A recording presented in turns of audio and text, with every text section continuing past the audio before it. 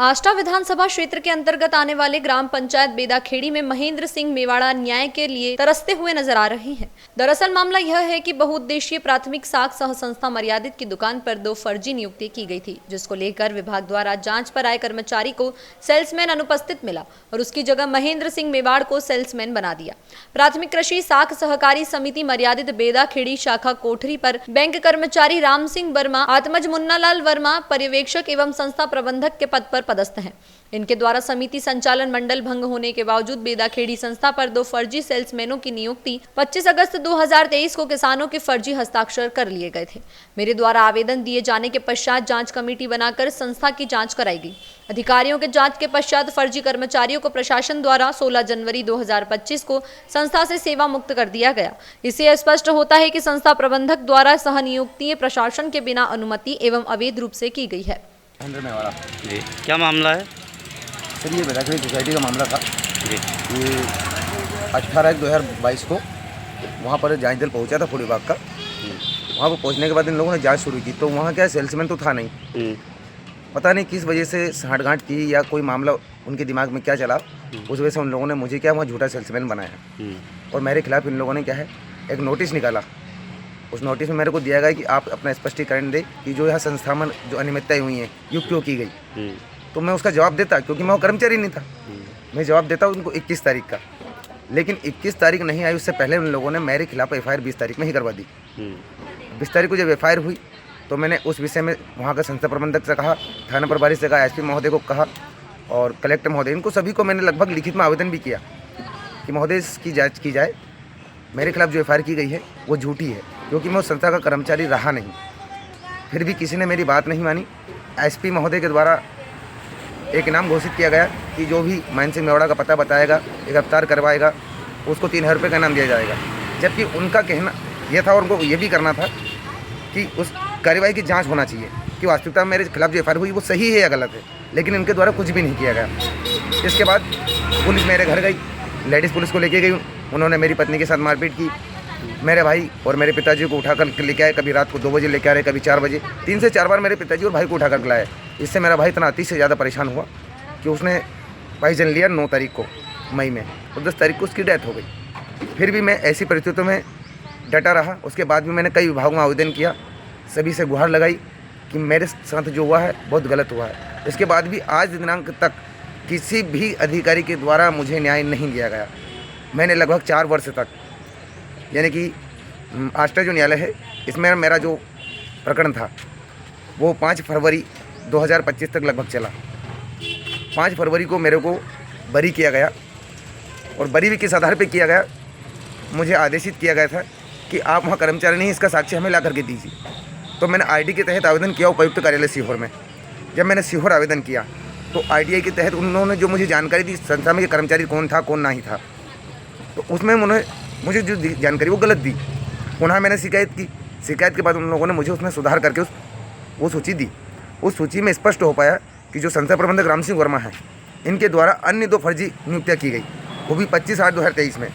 और उसमें कुछ जो किसान हैं साइन है, इनने स्वयं ने उनके साइन किए, और कुछ ऐसे किसान रहे उसमें, एक हजारी लाल जो किसान है जिनकी मृत्यु 2021 में और 21/17 में हो चुकी थी, और उन्होंने जो नियुक्तियाँ की हैं ये 25/8/2023 में किया है। जबकि 21 में जो व्यक्ति चला गया है उसका 23 में साइन के हस्ताक्षर केस आया। मैंने काफ़ी सवाल खड़े किए और इसकी जानकारी मैंने मीडिया में पहले भी दी थी, और मीडिया में आया भी था कि राम सिंह वर्मा के द्वारा फर्जी नियुक्तियाँ की गई हैं, कृपया इस पर कार्यवाही की जाए। किसी के द्वारा कोई कुछ नहीं किया गया। मैं फिर भोपाल गया, संयुक्त आयुक्त कार्यालय, दोनों कार्यालय में मैंने आवेदन किया। वहाँ आवेदन के पश्चात उनके आदेश के अनुसार GM कार्यालय यानी जिला बैंक जो सहकारी है, इसके CO हैं PN यादव जी, इनके द्वारा सोसाइटी में जांच कराई गई। मुझे आवेदन दिया गया है कि आपको वहाँ उपस्थित होना है। मेरे समक्ष जानकारी ली गई तो पाया गया कि वास्तविकता में जो नियुक्तियाँ की गई थी वो फर्जी थी। और इसके अलावा जब मैंने और भी चीज़ें वहाँ जांच करवाई तो उस संस्था के अंदर इतनी अनियमितता पाई गई हैं, संस्था का जो बजट है उससे संस्था प्रबंधक मनमानी से खर्च कर रहा था लगभग। ये जानकारी पुनः मैंने फिर उन्हीं को CO साहब को एक आवेदन पर्सनल किया कि इस संस्था की पूर्ण रूपेण जाँच की जाए। फिर उन्होंने जाँच की, मतलब लगभग सभी विभागों द्वारा, उपायुक्त को किया मैंने, SDM महोदय को मैंने आवेदन किया, सभी को मैंने आवेदन किया। लगभग जितने भी विभाग के लोग हैं सभी को मैंने आवेदन किया। सभी के द्वारा जांच भी की गई और साक्ष्य सहित मैंने इनको दिया। लेकिन इन लोगों के द्वारा कार्रवाई में कुछ नहीं हुआ। सिर्फ क्या हुआ है कि जो फर्जी नियुक्तियाँ इन लोगों ने की थी, इनको जनवरी 25 में हटा दिया गया। फर्जी नियुक्ति किन किन लोगों की हुई थी? एक देवराज वर्मा हाँ, और एक विनोद कर्मोदिया, ये बेदाखेड़ी की हैं। अच्छा बेदाखेड़ी की। अब इन्होंने जातिवाद के हिसाब से किया है, ये तो वही बता पाएंगे, क्योंकि जो संस्था प्रबंधक है वो भी वर्मा जी है, जो नियुक्तियाँ की गई वो भी वर्मा जी है। अब इन्होंने साठगांठ करके की है, लेन देन करके की है, ये उनसे पता ही अब आप चलेगा। क्या चाहते हो? मैं पूर्ण रूपेण ये चाहता हूँ कि मैंने जो 4 साल मेरे खराब किए हैं, मेरा जो भाई गया है, इनकी भरपाई तो लोग करेंगे नहीं। इन लोगों ने यदि भ्रष्टाचार किया है तो इनके ऊपर पूर्ण रूपेण कार्रवाई होना चाहिए। यदि अधिकारियों के द्वारा आवेदन देने के बाद भी यदि नहीं की गई है तो इसका मतलब स्पष्ट ये होता है कि अधिकारी भी इसमें सम्मिलित हैं।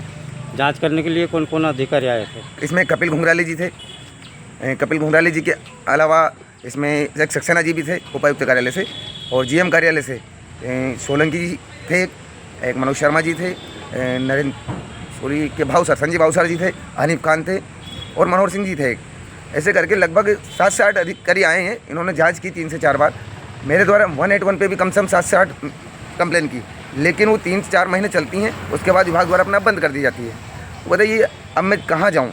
181 वो भी बंद करा देते हैं, अधिकारी पूर्ण रूपेण कार्रवाई नहीं कर रहे हैं। जबकि उपायुक्त कार्यालय जो कि सोसाइटी का मेन है, आज जो हेड है, उन्होंने स्पष्ट लिख करके दिया है PN यादव जी को, भाई जो राम सिंह वर्मा संस्था प्रबंधक हैं ये आपके कर्मचारी हैं, आपके संस्था के कर्मचारी हैं, आप इन पर कार्रवाई कीजिए। इन्होंने जो कृत्य किया है, इन्होंने जो नियुक्तियाँ की, वो वास्तविकता में अवैध रूप से की गई है।